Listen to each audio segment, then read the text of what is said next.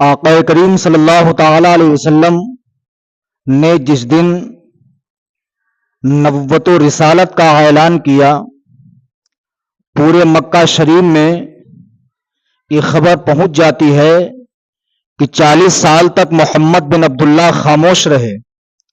40 سال کے بعد نبوت و رسالت کا اعلان کیا ہے۔ گھر گھر میں اختلاف، بھائی بیٹے میں اختلاف، باپ بیٹے میں اختلاف، چچا بھتیجے میں اختلاف۔ لوگوں سے جب پوچھا جاتا تو لوگ یہی کہتے ہیں کہ 40 سال تک محمد خاموش رہے، 40 سال کے بعد انا محمد الرسول اللہ کا انہوں نے اعلان کیا ہے۔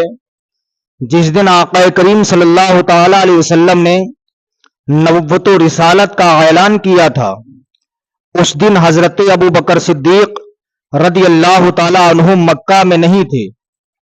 آپ تجارتی قافلے کے ساتھ ملک شام گئے ہوئے تھے۔ ابھی آپ ملک شام پہنچے نہیں ہیں کہ راستے میں اندھیرا چھا جاتا ہے۔ آپ نے سوچا لاؤ راستے میں کہیں رک جایا جائے۔ قافلے والوں سے کہا ٹھہرو۔ سامنے دیکھا کہ ایک گرجا گھر بنا ہوا ہے۔ حضرت ابو بکر صدیق رضی اللہ تعالیٰ عنہ اسی گرجا گھر میں جاتے ہیں، راہب سے ملاقات کرتے ہیں۔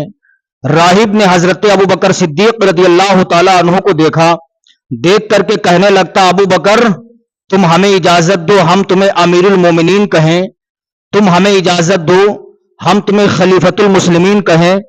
حضرت ابو بکر صدیق رضی اللہ تعالیٰ عنہ شش و پنج میں ڈوب گئے، دل میں خیال کرتے ہیں آخر یہ کیا معاملہ ہونے والا ہے۔ حضرت ابو بکر صدیق رضی اللہ تعالیٰ عنہ نے ارشاد فرمایا کہ اے راہب یہ بتا یہ کیا معاملہ ہے، تو ہمیں امیر المومنین کیوں کہے گا، خلیفۃ المسلمین تو ہمیں کیوں کہے گا۔ راہب نے کہا تھا اے ابو بکر صدیق کیا تمہیں پتہ نہیں ہے مکہ میں محمد بن عبداللہ نے نبوت و رسالت کا اعلان کیا ہے۔ اے ابو بکر سنو، سب سے پہلے ان کی نبوت کی گواہی تم دو گے، ان کے خلفاء میں سب سے پہلے امیر المومنین تمہیں کہا جائے گا، ان کے خلفاء میں خلیفۃ المسلمین سب سے پہلے تمہیں کہا جائے گا۔ حضرت ابو بکر صدیق رضی اللہ تعالی عنہ نے راہب کی زبان سے جب یہ جملے سنے شش و پنج میں ڈوب گئے، آخر معاملہ کیا ہے۔ رات گزرتی ہے، صبح نمودار ہوئی۔ حضرت ابو بکر صدیق رضی اللہ تعالی عنہ نے اپنا سارا سامان قافلے والوں کو دیا، دے کر کے آپ ملک شام جا رہے تھے، لیکن آپ نے وہاں جانے کا ارادہ ترک کر دیا، مکہ شریف کی طرف روانہ ہوتے ہیں۔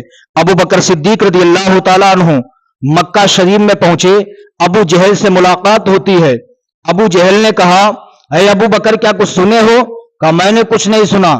کہا جو تمہارے ساتھی محمد ہیں ابھی تک تو وہ کچھ نہیں کہہ رہے تھے، لیکن اب وہ اپنے آپ کو نبی ہونے کا اعلان کر رہے ہیں، انہوں نے نبوت و رسالت کا اعلان کیا ہے، کیا اس بات کو تسلیم کیا جا سکتا ہے؟ کیا یہ بات مانی جا سکتی ہے؟ حضرت ابوبکر صدیق نے کہا ابو جہل سن، میں ابھی باہر سفر سے آ رہا ہوں، تھکا ہوا ہوں، چہرے پر گرد و غبار لگی ہوئی ہے۔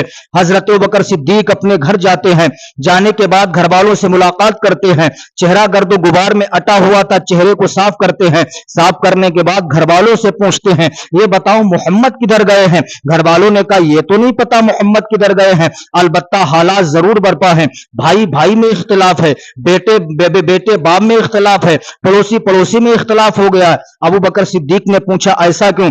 کہا محمد صلی اللہ علیہ وسلم نے نبوت و رسالت کا اعلان کیا ہے، اس بنیاد پر یہ معاملات پیش آئے ہیں۔ حضرت ابو بکر صدیق رضی اللہ تعالی عنہ نے گھر والوں سے محمد صلی اللہ علیہ وسلم کا پتہ پوچھا، لوگوں سے معلومات کر رہے کہ محمد کدھر گئے ہیں، کسی نے کہا ادھر گئے ہیں، وہ شان ہے میرے آقا صلی اللہ علیہ وسلم کی۔ آقا کریم صلی اللہ علیہ وسلم جس راستے سے نکل رہے ہیں، راستے میں بھینی بھینی خوشبو آ رہی ہے، حضرت ابوبکر صدیق رضی اللہ تعالیٰ عنہ اسی خوشبو کو محسوس کرتے ہوئے آقا کریم صلی اللہ علیہ وسلم کو تلاش کر لیتے ہیں۔ اس وقت آقا کریم صلی اللہ علیہ وسلم ہیرا پہاڑی پر تشریف فرما ہے۔ آقا کریم صلی اللہ علیہ وسلم کی نظر حضرت ابوبکر صدیق کے چہرے پر پڑتی ہے، आका करीम उठ के खड़े हो जाते हैं, अर्ज करते हैं अहलन व सहलन मरहबा, अहलन व सहलन मरहबा, ऐ अबू बकर सिद्दीक आओ तुम्हारा आना मुबारक हो। आका करीम मुबारकबाद पेश करते हैं, अबू बकर सिद्दीक और तेज चलने लगते हैं, आका करीम के पास पहुंचते हैं। आका करीम सल्लल्लाहु अलैहि वसल्लम ने अबू बकर सिद्दीक का हाथ पकड़ा, पकड़ने के बाद कहते हैं ऐ अबू बकर सुनो, मैं अल्लाह का पैगंबर हूं, मैं अल्लाह का रसूल हूं, इस दुनिया इंसानियत का आखिरी रहनुमा हूं।